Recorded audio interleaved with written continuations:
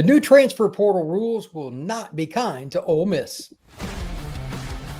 Locked On presents The Portal, the daily podcast covering college football recruiting and everything NIL. Part of the Locked On Podcast Network. Your team every day. The Portal Podcast, where you get your daily recruiting, NIL, and transfer portal scoop. I'm your host, Brian Smith, longtime college football recruiting analyst. Thank you for making the Portal Podcast a part of your day, each and every day, right here on the Locked On Podcast Network. Today, I'm going to be giving my Week 11 picks. Going to have some fun.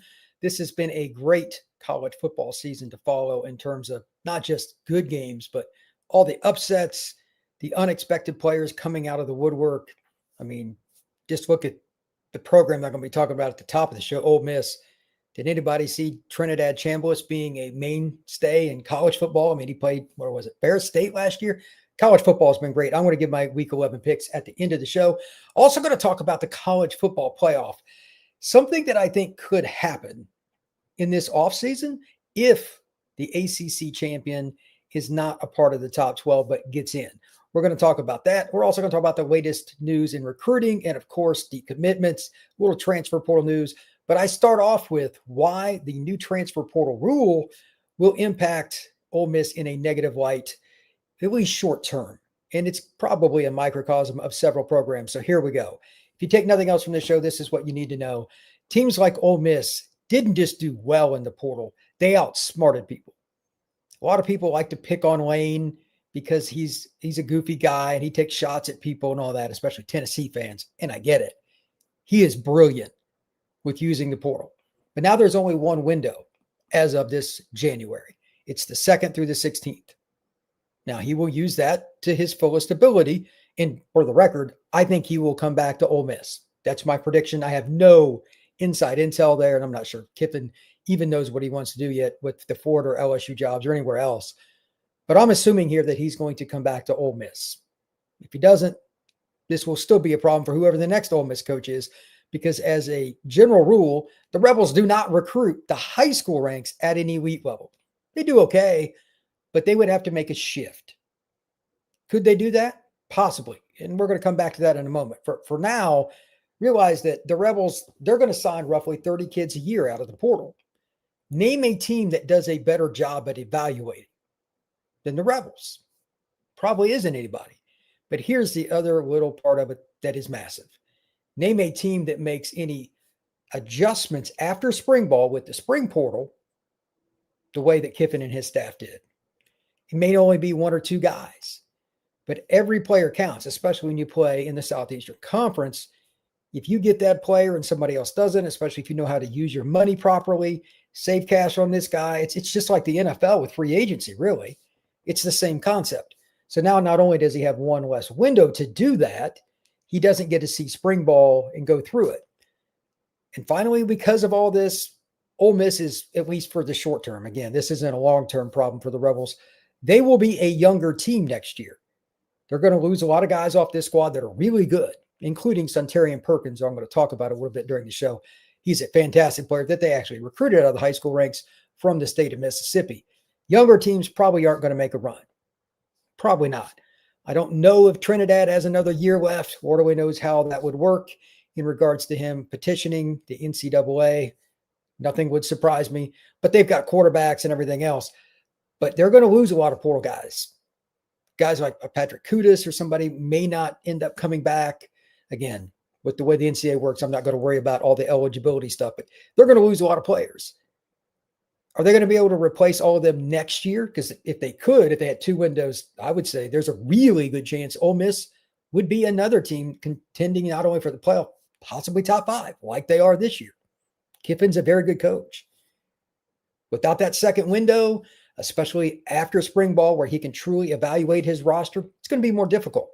Long term, if he stays there, and again, that is my prediction, I think Kiffin and his staff will mitigate more and more of their resources into the, not just away from the portal, but they'll use it in a way where they win more home battles for high school recruits.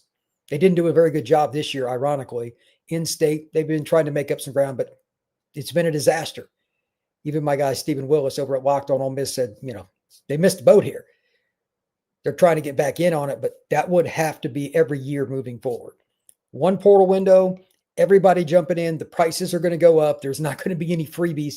Schools like Texas Tech, Oregon, Texas, BYU, schools that have a lot of money to spend, it's going to be very difficult to compete with them all the time for top guys, especially offensive linemen. Just a shout out on this. Almost every guy on my board, or every team, has O-line as a top 3 need this offseason. Everybody needs linemen just about.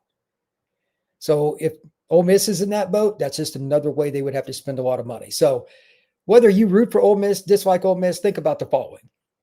Does our team right now have an older team? Is it full of juniors and seniors? Because if it is, having one portal window probably hurts you short term. That doesn't mean it'll be a microcosm for everything for the next 5 to 10 years, but at least the next season, there's a chance you're going to be a little younger than you would want, potentially, and leadership and experience oftentimes go hand in hand. Let's see how that goes next year, but I just wanted to throw it out.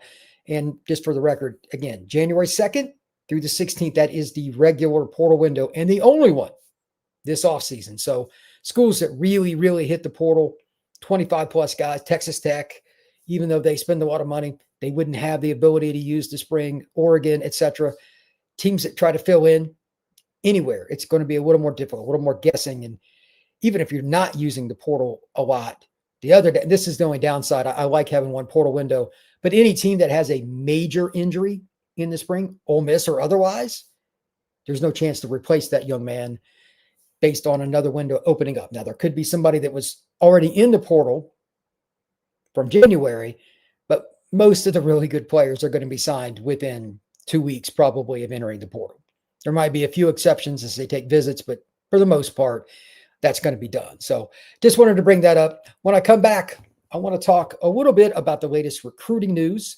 We'll also get into the college football playoff, how the ACC might cause a change with how the playoff rankings, not for this year, but for next year. That is next here on the Portal Podcast. Today's show is brought to you by our friends over at DoorDash. It's almost the weekend, time to look back and crown this week's MVP on Who Delivered, powered by DoorDash. Just like you can win every Saturday with DoorDash Streaks, saving more every time you order. These players deliver when it matters most, so let's break it down. Speaking of Ole Miss, a player that does not get anywhere near enough attention, and he's one of my favorite players in college football this year, and was really great last year too. Suntarine Perkins, the linebacker / do-it-all edge rusher. He could probably play the nickel role in some capacity against certain players. Very, very gifted young man. This past week, he had 1.5 sacks and 8 tackles. That's a very good player, and he just makes an impact each week for Ole Miss. So just like Suntarine Perkins delivered for Ole Miss, DoorDash delivers for your Saturdays with DoorDash Streaks. You save every Saturday you order, stack it up all season, and you could save up to $250, including $100 in DoorDash credits. Order this Saturday. Keep the streak alive. Terms apply. Promo good through November the 18th. Thank you once again for making the Portal Podcast a part of your day each and every day right here on the Locked On Podcast Network. I'm Brian Smith, longtime college football recruiting analyst. I appreciate you stopping in to check out the latest recruiting news, all the stuff going on with the portal, and just a wacky college football season. It's a lot of fun. So next, I just want to kind of go over a few of the commitments and some of the things that are going on. We'll even actually start with the decommits. There's always a little bit of something going on with that. We're on that verge where you're going to see a lot of it, not necessarily a ton, but these are just basically some kids that have decided to flip or decided to get back into the mix with some other schools and did so openly. Remember, a lot of players are going to decommit, but they're just going to flip directly, and there's no in between. So it depends on how you want to classify it. In case you didn't see it, not that long ago, Jay Timmons, this is a really big one, flipped from Florida State to Ohio State. He is a Florida State legacy. Lawrence Timmons was his father and a really good football player, played for Pittsburgh Steelers after playing for the Noles, a linebacker. He lives in the Pittsburgh area. He had committed to the Noles, but he flipped to Ohio State. Now, Florida State still got a good class, but not having that legacy and, depending on which service you go by, I mean, Rivals had him as a 5-star. He is legit. That's a tough loss. Kamari Miles decommitted from North Carolina. That's a receiver. I mentioned him yesterday. He's out of Carver, Columbus. Really good player. Upside's pretty high. Carolina's class is like all over the place. It's kind of hard to read. Omari Bledsoe, he's out of Stewart's Creek in Smyrna, Tennessee. He's a corner. He decommitted from Arkansas State. That's a player that I don't know a whole lot about, but I'm telling you, these schools like Arkansas State and stuff, they've made a living off some of these under the radar kids. He's a 3-star on 24/7. And switching over to the committed players, obviously I mentioned Jay Timmons. He was a flip, but there are a couple other kids to mention here as well. Aiden Reeder yesterday, Michigan, he flipped. He was committed to Wisconsin. We got Jay Simmons. Cade Brooks picks Bowling Green. He's a young man from Cross Plains, Tennessee. Old Dominion picks up Cape Johnson. He's out of Butler, CC. He's an interior offensive lineman. Harris, I'm probably going to mispronounce this. My apologies. Harris Arnovic, offensive tackle, 6'4", 280 pounds. He's a big kid, but some of these guys, I really don't know much about them, to be honest with you. Dylan Durbin, he's a kid from Veterans Memorial in Corpus Christi, Texas. He's going to Wake Forest. Congrats to the Demon Deacons. And we've got Yoaki Tadafu, 6'6", 295-pound offensive tackle, has picked Colorado State. He is out of Hawaii. And finally, Bryson Esser, Garden City Community College, Garden City, Kansas. He is going to ECU, offensive tackle, 6'8", 295. So congrats to him. Not a ton of information on the transfer portal front. Just a few kids that I've kind of mentioned in passing here recently. Dakota Fields. Oregon's had a couple of guys in their secondary. It's pretty loaded and pretty young. Hit the portal. Dakota Fields, a kid out of Gardena. Mentioned him yesterday. That's a kid that will not take long to find a home. Also, Joey Schlafer. He's a kid as a tight end for Penn State. He has entered the portal. I don't know much about him, but he's another guy. And then Derek Osman. He's an offensive lineman that was with Harvard. He's leaving the Harvard. I don't know why kids would leave an Ivy League education. He must really want to chase football. When we come back, I'm going to talk a little bit about college football from the perspective of what is going on in regards to the playoff. I think there's a possible rule change coming, and I want you to think about this right now. Which conference has been the hardest to predict this year? Is it the ACC? Is it the SEC? Big 12, Big 10? We're going to talk about that next and why this league's champion this year could help dictate a future rule. That is next here on the Portal Podcast. Today's show is brought to you by our friends over at Supply House. When the opening whistle blows on a new repair, get your crew moving forward with Supply House. Order today and see parts on your doorstep tomorrow. Over 280,000 plumbing, HVAC, and electrical items from the most trusted brands in the business. Their real-time inventory and honest lead times keep you up to date on all kinds of different projects you got going on, while their industry-leading customer service always has your blind side covered. If you need something next day, absolutely. Supply House can get that done for you. If you need help, if you need to figure it out with somebody on the phone, they got you covered there. And they got 3D schematics to help you understand everything that you're looking for. Join the free Trade Master program today and score serious perks like priority shipping, lower prices, and a dedicated support line. Visit supplyhouse.com to sign up for free and use promo code SHCollege5 for 5% off your first order. That's supplyhouse.com. Real people and real service. Let's talk a little bit about the college football playoff. And this is a pet peeve of mine. Last year, they made the mistake, and it's a big one. And for those of you in the chat, I'll get there in just one sec. They made a mistake. The automatic top 4 seeds were the major programs, the top 5, top 6, top 7. Everybody had a spot where they thought they should be, but the way it automatically worked, you had Boise up top, etc. They corrected that. That's the first correction they've made. Certain schools didn't deserve as high a seed as they got. Fair enough. But what about the following? I understand they want to have balance. I get it. You want to give everybody a shot. Totally understand that. That being the case, there needs to be an exception clause or rule, whatever you want to call it. If any league has a team that wins the league that is 9-3 or something in the regular season and had some really bad losses, but still found a way into their title game, let's just use the ACC this year. It's topsy-turvy.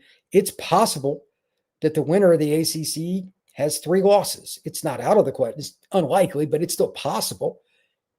If a league ever has something like that happen, and I'm talking about regular season, before the championship game, should that team be the automatic qualifier? There needs to be something there. And I don't know how you do this, but let's say Louisville goes 11-1 in the regular season, but they lose to somebody that is 9-3, who's not even in the top 20. You're going to tell me that team's going to get in over somebody else? That's rough. How do you do that? Fire away in the chat if you've got an answer, or answer if you listen to this pod later on. Comment on YouTube. Hit me up on X at FBScout_Florida. What happens if the team that, quite frankly, has no business being in the college football playoff wins their championship game? I don't want to see, like, if Virginia finishes 9-3, but they beat Virginia on some wild blocked field goal or something, and they return a punt for a touchdown, but have a bad offense. If they win a game 24-21 and they only really score 10 points offensively, and they had 3 losses going into the game. I know these are all hypotheticals, but if that kind of scenario happens, do they deserve in? Because at that point, would Virginia get in? Yes. But would Louisville? If they were 11-1, that'd be a hard pill to swallow. You know, those kinds of things happen. But it's part of college football. I know there are upsets. There's more in the college, by the way, college compared to pro. It's way, way more. Should we allow a team with 3 losses to get in? At some point, we're going to answer that.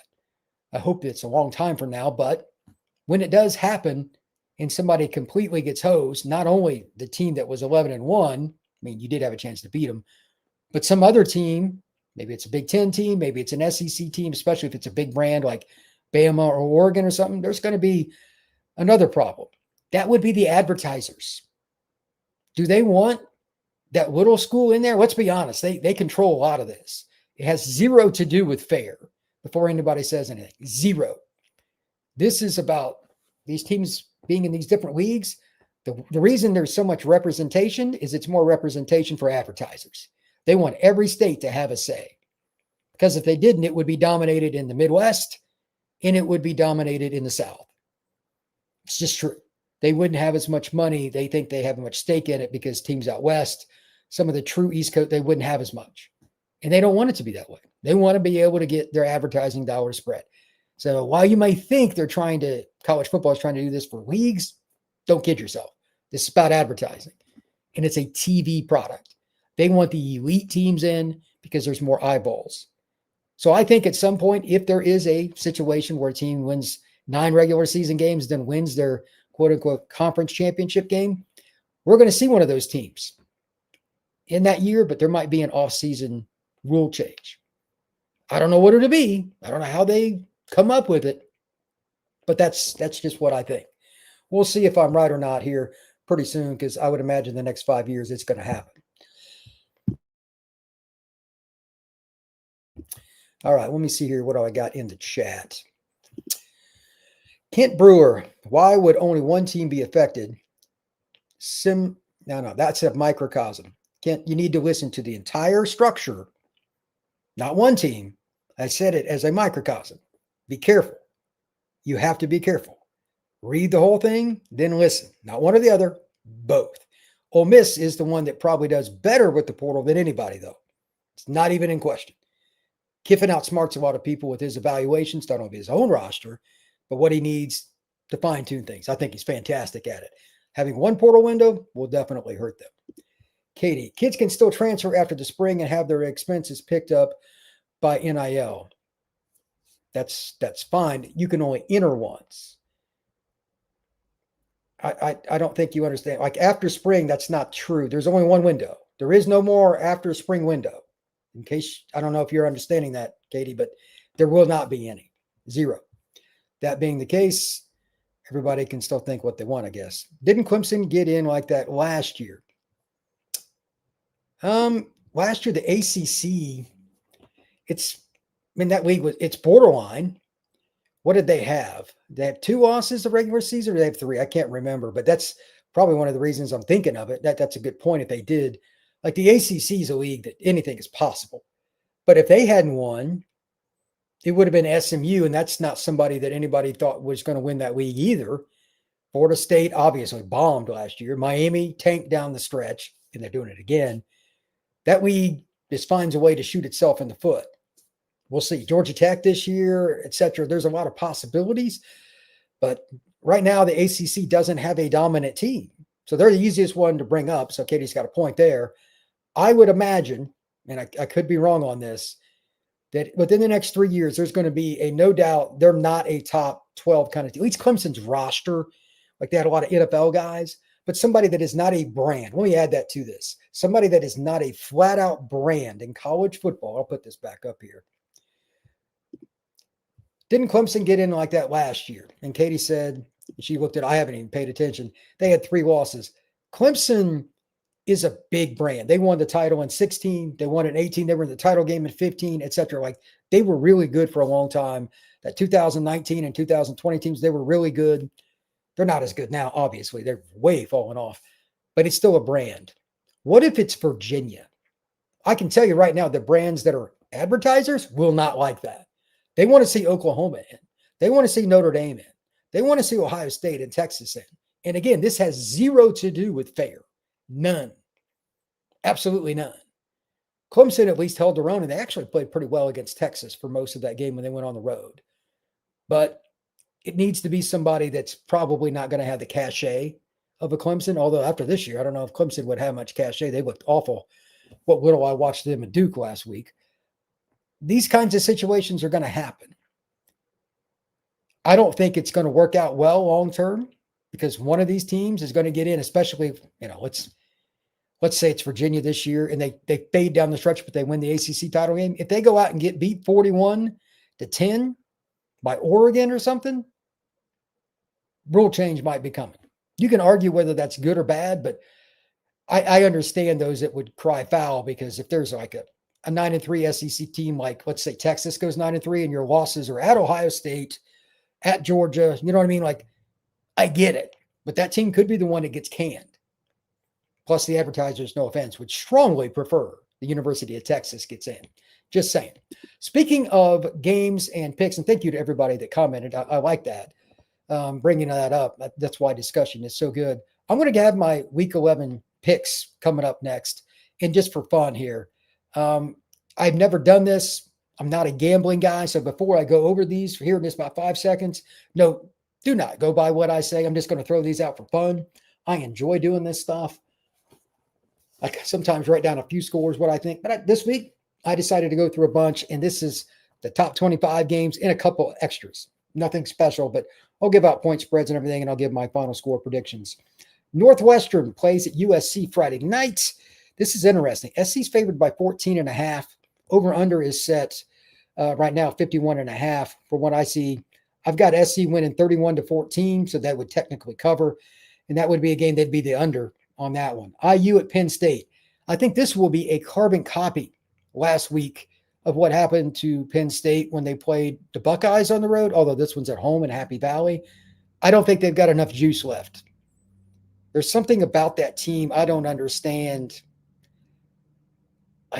I've never seen a team fall off like Penn State did this year. As soon as they lost that game to the Ducks, they just fell apart. It's weird. I think IU's going to stomp them. I could be wrong, and I'd like to see Coach Smith have some success. He's been a patient guy. He stuck around Penn State. He loves that place. He's an alum, all those things. But at the end of the day, IU's just rolling. Their coaching staff is intact. Fernando Mendoza is fantastic. I think Indiana's going to pull away in this one. I got them winning 42-14. The spread on this one isn't anywhere near that. I think it's something like 15, give or take, depending on which one you go by. Like over under is 50.5 for what I got here. Yeah, I think Indiana's going to crush. Like I would lay the points at 17 real quick. And again, over under is 50.5. I've got to go in over. Georgia at Mississippi State, 27-17 dogs is what I got. Over under is 56.5. So with that one, I'm going to go under. But the spread on this one, it's another one of those. It's pretty basic. It's like 9.5. Give me the dogs. I know that would be close. I got them winning by 10. But I'm kind of thinking that Georgia's offense is headed in the right direction. It's amazing when a quarterback, and Gunnar Stockton's not unbelievable, don't get me wrong, but now that he's got some confidence and he's been through some tough games, especially that Tennessee game and that fourth down throw he made, I think he's going to be pretty good down the stretch. BYU at Texas Tech. This number 7 and number 8. This could be as entertaining as there is of any game. in college football this weekend. 52.5 is the over-under. I've got Tech winning in a high-scoring game, 38-27. I expect some turnovers. I expect some big plays, and I think both teams will make them, but I also think Tech will get out to a pretty good-sized lead. The difference here, I think, the portal. Texas Tech went out and bought their D-line, straight up. They did, and they got some players. And they're coaching them, and they're playing hard. These guys are getting after it. So I got the over, and I got Tech. They're going to win this one 38-27. Ohio State, Purdue, another game that I think really shouldn't be that surprising. It's amazing how efficient Ohio State's defense has been.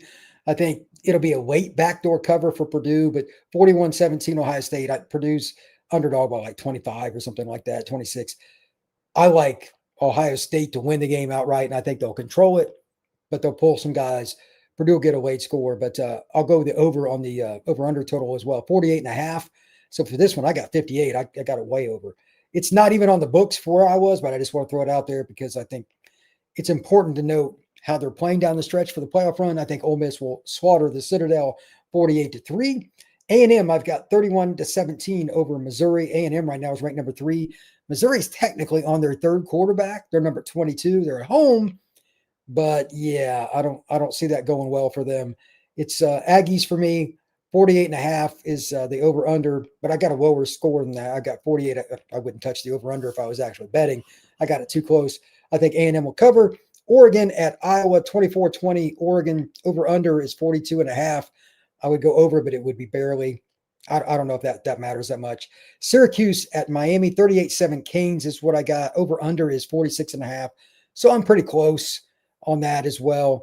I think Miami's favored by like 29.5, 38-7. That's pretty close on that. But man, Syracuse's offense, since they lost their quarterback, you talk about precipitous fall. That is really, really bad. Auburn at Vandy. If there's a lock of the week, if I gave one, it wouldn't be on the score, like the normal betting line. It wouldn't be on the over-under. It would be on the team total for Auburn to go under. I didn't even know what it was, and I said under. I looked it up. It's 19.5. Auburn loses their quarterback there. They benched him. They fired their coach. The guy that's the interim is a defensive-minded coach for a team that's struggling on offense. They changed the quarterback. All that. I have no idea. Vandy's defense is pretty good. Auburn, again, is supposed to score 19.5. That's like the over-under number. I got them scoring 10. I got Vandy 24-10 over Auburn. The over-under on the game, by the way, is 45.5, so I would be way under that. Washington at Wisconsin. I got the Dogs winning 27-20. Wisconsin's offense is offensive. Between them and Auburn, it's hard to watch. Those are the two teams I try not to watch on TV, Wisconsin and Auburn. Those teams just can't score at all. They're so bad. They've had so many issues. And I love watching Damon Williams, the quarterback for the Dogs. That guy is spectacular. Running back's really good. He's an NFL player. They make enough plays on defense, and Wisconsin just shoots itself in the foot. I don't know if Carter Smith or somebody else is going to get playing time for Wisconsin this week, but that over-under at 44.5, that's interesting. I would go under on that because I just don't think – Washington's defense isn't great, again, but they're the number 23 team in the nation, not just because of their offense, but their defense is solid. They give Ohio State some problems at times when they played them, so give me the under there. Wake Forest at Virginia. Virginia's only favored by 6.5. That one kind of surprised me in a way. Wake Forest, they've been playing well, but then they got slaughtered by Florida State last week. Like, they just got blitzkrieged. 42-7.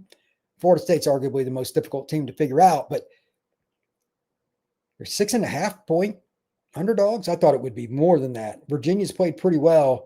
I think the run game will get it done, and they'll win the third down battle. They'll win the time of possession battle. They've got the veteran quarterback.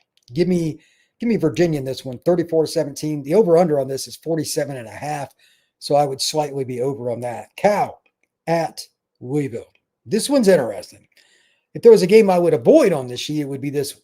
You got a freshman quarterback for Cal who's eventually going to be an NFL player, but it's a road game coming all the way across the country. Louisville's got an excellent head coach with a quarterback that's up and down. Hard to say. If there's a quarterback whisperer, it's Coach Braum, but I don't know. Cal's defense, Linebackers are pretty good, but they don't have the defensive front to really slow down Louisville's rushing attack. Isaac Brown, I think, will have a big day. Over under on it's 49.5. That if I bet anything, it would have been that. 34-20 And I also think that this would have to be a situation where at some point, I would imagine at least a turnover or two out of Cal. Like their defense isn't very good. The offense might stress a little, cause some problems there. LSU at Bama. Bama's favored by 9.5. I've got them winning 27-14. That also means that I would go on the under because it's 49.5. Bama cover and go with the under. LSU's offensive line, I don't think they'll be able to move the ball very consistently against Bama. Their run defense is just okay, but LSU's run offense is maybe not even okay. I think they'll be in a lot of third and longs, and Bama will cause them some problems because their secondary is elite. Navy at Notre Dame, I don't know how to really grade this. Navy's quarterback's a good player, but Notre Dame's defense has been on fire. Is Jeremiah Love going to go crazy in this game? Maybe, maybe not. I would imagine it's more likely that he hits a few big plays, but I got the Irish winning 42-14. Over under is 55.5, so I'm almost right on it. I think Notre Dame's favored by like 29 or something like that. This one's real close. I would not put a whole lot of stock in this game because Navy is never going to quit. If I ever bet on games, it would never be on Service Academy games. If there was ever something that could be a backdoor cover, it would be them. But again, over under, I'm like right at it, and pretty much the point spread, I'm right at it. So I don't really have a really strong feel on that one, but Notre Dame will win. They got too much talent. Maybe the most intriguing game, because like I said a little bit ago, the hardest team to figure out is Florida State. You have no idea what you're getting with them week to week. I know, I cover them. Locked On Seminoles is the other podcast I do here on the Locked On Podcast Network. Lord only knows they drive me crazy because whenever I think something, the opposite happens. I thought they would beat Wake Forest last week, but I didn't think they'd beat them 42-7. They just shredded them.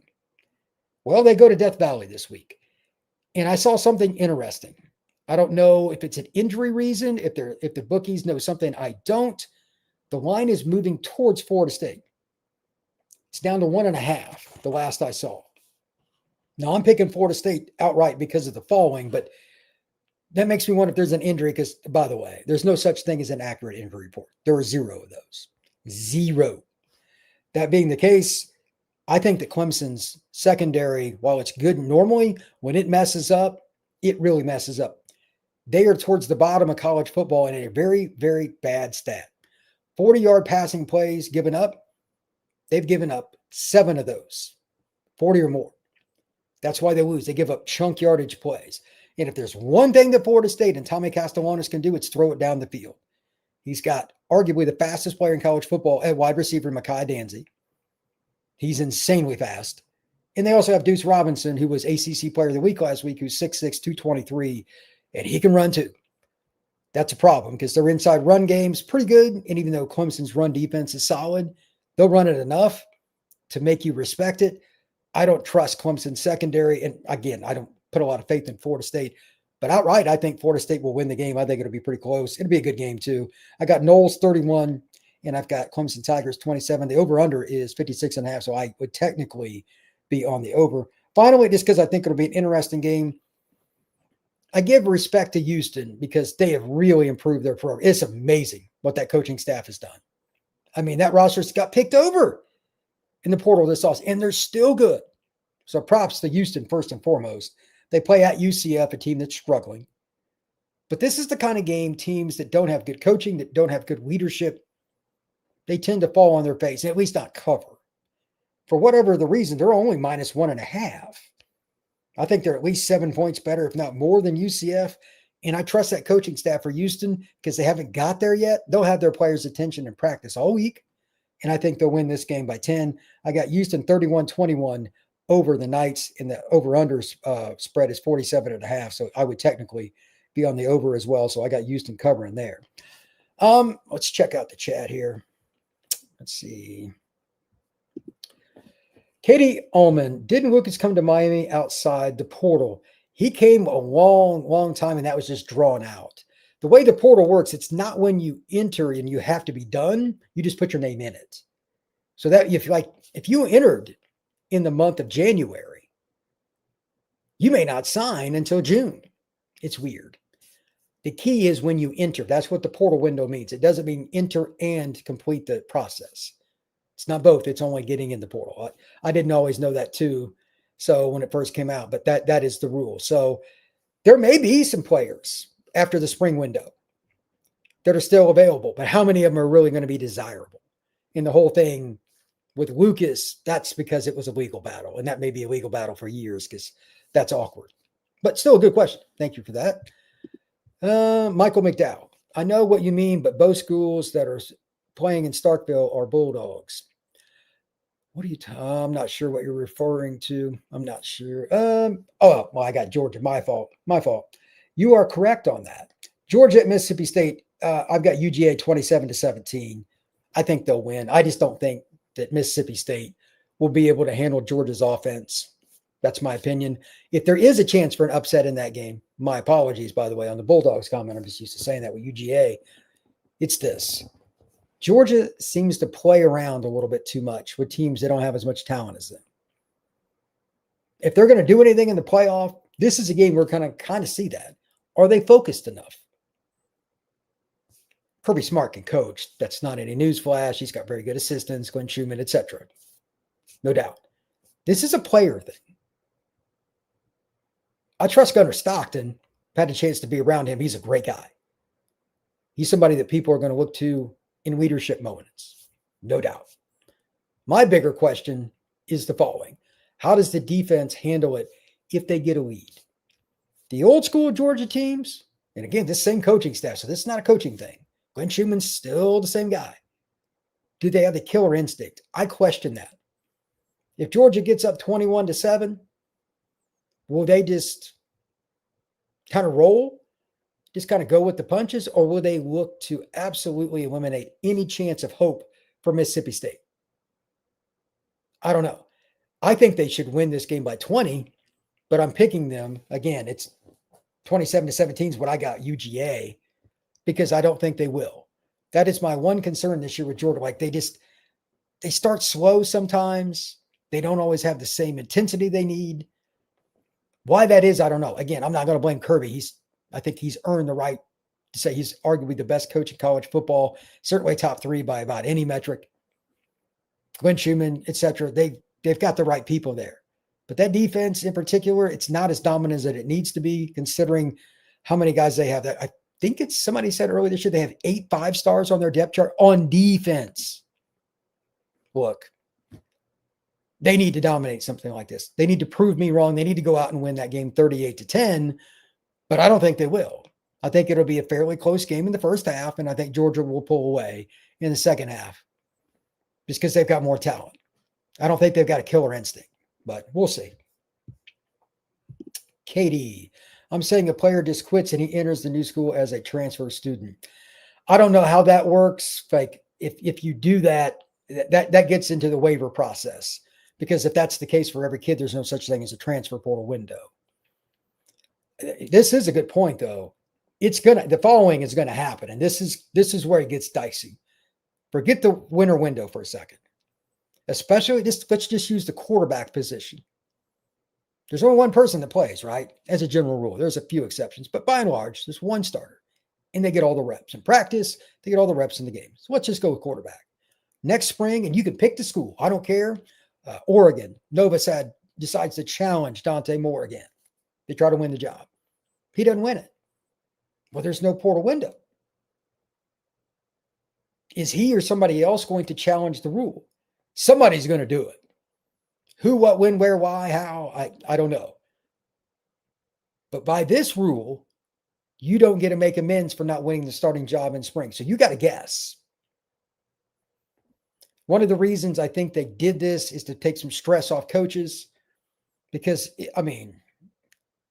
I had a face-to-face conversation with an SEC coach last year, right before their spring game.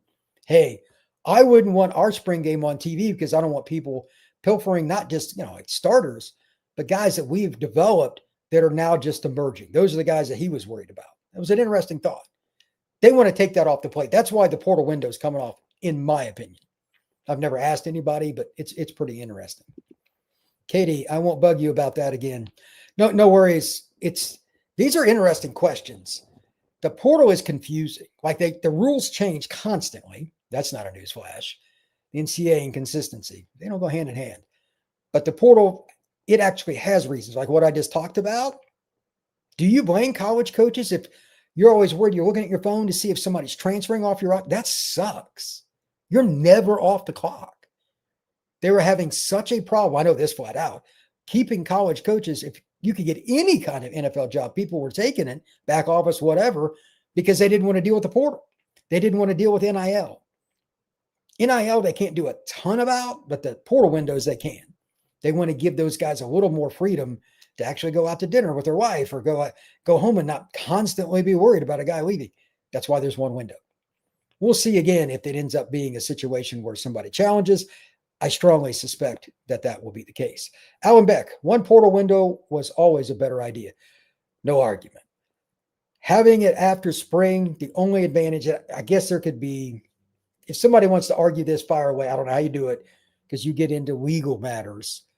If a kid, some kind of hardship situation, that's always there. And again, just for the full sake of complete openness, if there is a weird situation like Stanford had this year, or the coaching change happens after the portal window in the winter, if there hadn't been a spring, those kids still could have left.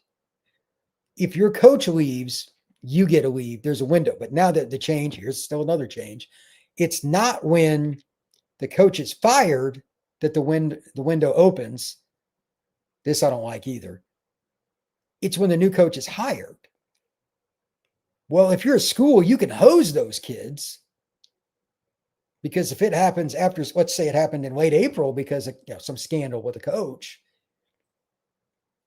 the longer you wait to name the coach, even if you knew who it was, the more likely you are to keep players on your roster because they're going to want to know who it's going to be. You make them make a decision unknown.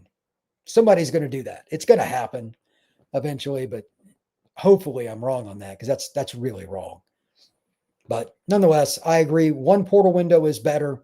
We'll see if it ends up being a scenario where it sticks, and we'll see how many different people, quite frankly, challenge it. Again, that quarterback situation, keep an eye on that. I suspect that will be the most likely scenario for somebody going out there and doing something to challenge it. Quarterbacks, they just, there's only one guy that plays. So I understand.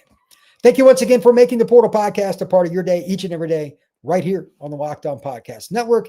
Enjoy the college football this weekend. We got USC playing Northwestern tonight. Not the greatest game. I'm going to a good high school game in the state of Alabama to watch some good high school football. Wherever you're at, enjoy the Pigskin. I'll see you again soon. This has been the Portal Podcast.